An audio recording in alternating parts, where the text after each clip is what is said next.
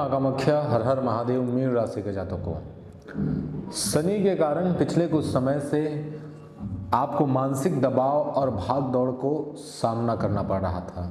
सत्य बताना, कमेंट जरूर करना। जिम्मेदारियां इतनी ज़्यादा बढ़ चुकी थी कि आप दबे जा रहे थे।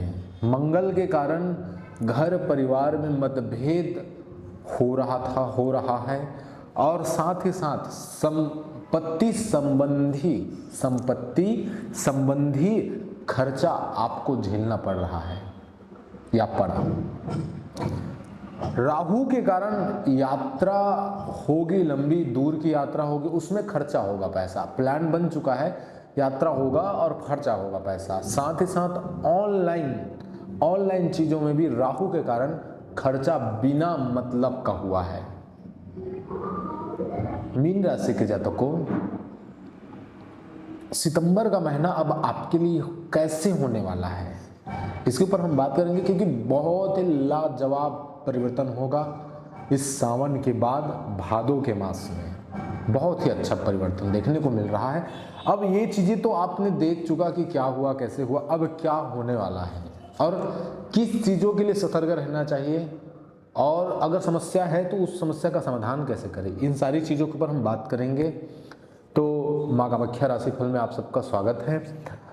और मीन राशि के जातकों को हम सबसे पहले बात करेंगे मंगल ग्रह का, जो कि धन संपत्ति के स्थान में बैठा है, दूसरा स्थान में विराजमान है।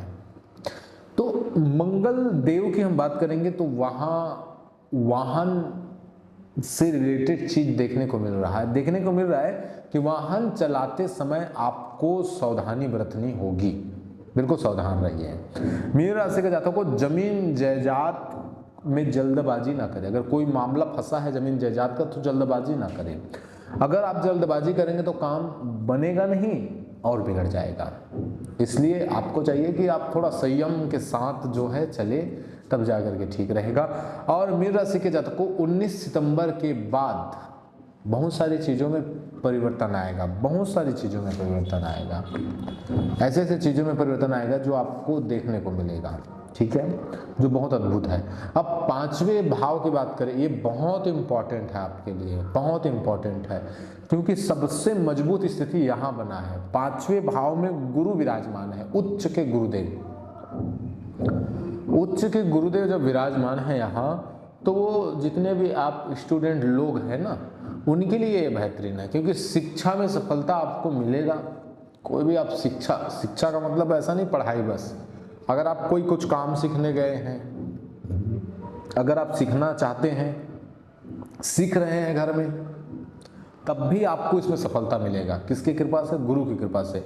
और भाग्य स्थान पर दृष्टि है गुरुदेव का, तो लक, किस्मत जो होता है ना, वो भी आपका साथ देने वाला है इस टाइम।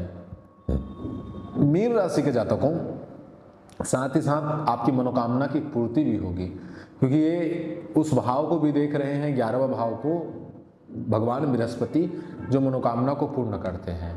मीन राशि के जातकों को निर्णय लेने की क्षमता बढ़ जाएगी। आप महसूस कर रहे होंगे अभी के डेट में कि आप निर्णय लेने की आपकी क्षमता बढ़ चुकी है, कि भाई हाँ, डिसीजन लेना है तो आप सटीक ले रहे हैं, और हाँ, ये लेना है, ऐसा करना है। ये सटीक की स्थिति जो है आपकी बन चुकी है अभी के डेट में। मीन राशि के जातकों को आपको संतान से संबंधित शुभ समाचार मिल सकता है, संतान से संबंधित शुभ समाचार मिल सकता है, क्योंकि उच्च के गुरुदेव हैं, और ये उच्च के गुरुदेव बिल्कुल ये समाचार दिला सकते हैं आपको। मीन राशि के जातकों को अब थोड़ा और आगे बढ़े तो हम 7वें भाव की बात करें, ये इंपॉर्टेंट है।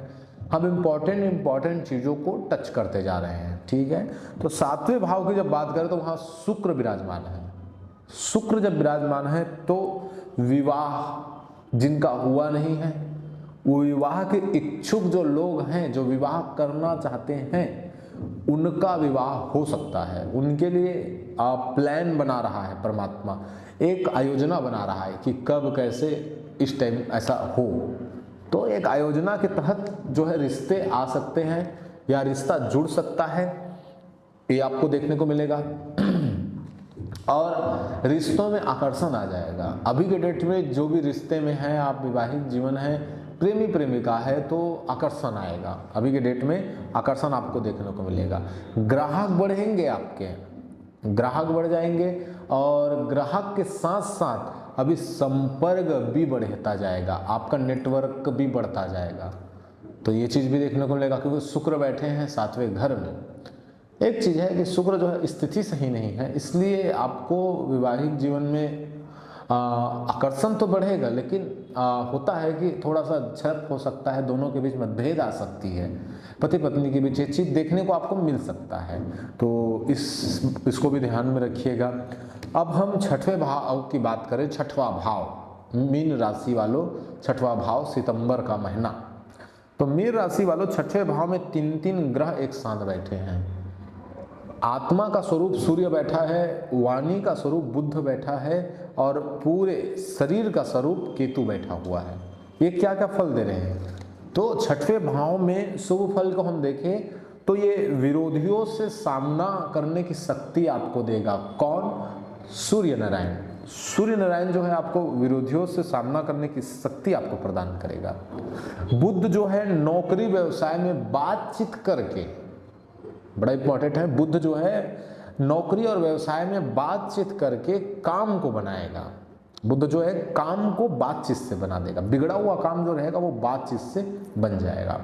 मीन राशि के जातकों को केतु की अब बात करें, केतु अचानक उलझन भी पैदा करेगा, नेगेटिव भी है तो उलझन भी पैदा करेगा, असंतोष पैदा करेगा, मन में अधूरापन रहेगा कि भाई हाँ ये पूरा नहीं हो पाया, हो जाता, इस टाइप से, मतलब जो अधूरापन है वो बना रहेगा आपके में। और साथ ही साथ पुराने जो चीजें हैं उनसे आप दूर होते जाएंगे, समझ रहे हैं? आपकी जो पुरानी चीज है उनसे आप दूर होंगे, उनसे दूर भागेंगे और या तो फिर वो आपके जीवन से दूर भागेगा। जो पुराने चीज है, हो सकता है पुराना काम हो, आप काम बदल सकते हैं, बहुत सारी चीज़ें हैं जो पुरानी चीज़ें हो सकती है आपके जीवन में परिवर्तन हो। तो इस टाइप से अभी जो सितंबर का महीना है इस प्रकार से मतलब होने वाला है आपके लिए। तो इसमें सावधानी हम बात करें तो वाहन से रिलेटेड आपको विशेष, गाड़ी चला रहे तो विशेष सावधानी का आपको बरतना पड़ेगा। ज़्यादा स्पीड या लापरवाही में या शराब पी करके बिल्कुल ना चलाएं, ठीक है। अब यहाँ केतु का हमको एक उपाय करें तो केतु का सबसे मेन जो उपाय हम करेंगे वो केतु का उपाय रहेगा काला कुत्ता को भोजन खिलाना या कोई भी कुत्ते को भोजन खिलाना। बिस्किट वगैरह अपना जगह है, लेकिन बढ़िया अपना भोजन खिलाइए उनको। जो आप भोजन खा रहे हैं उसमें से थोड़ा सा उसके लिए निकाल लीजिए और उसको भोजन खिलाइए। गुरु की शक्ति पाना है तो गौ को आप रोटी खिला सकते हैं और रोटी में हल्दी डाल करके स्पेशल गौ के लिए पहला बना करके आप उनको देते हैं तो बहुत अच्छा है, बहुत अच्छा है। तो मतलब गुरु का सम्मान और भगवान शिव का साथ में पूजन हो जाए तो ये 2-4 जो मैंने आपको उपाय बताए ये साथ में हो जाए तो सोने में सुहागा है, बहुत आपके लिए बेनिफिट रहेगा।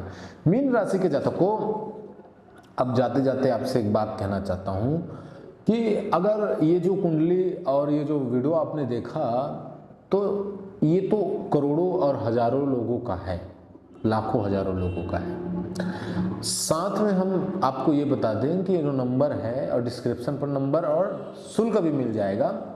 आपको लगता है कि हाँ ये इसको हमें अपने बारे में जानना है इस चीज़ों के माध्यम से, ज्योतिष के माध्यम से, ज्ञान के माध्यम से, तो आप जो है हमसे संपर्क कर सकते हैं। एक बात बता दें कि ये जो शुल्क से युक्त आपका परामर्श रहेगा, आपका प्रेडिक्शन जो होगा वो फीस के साथ होगा। तो आप डिस्क्रिप्शन पर देख सकते हैं कि कितना फीस है, क्या है, कैसा है।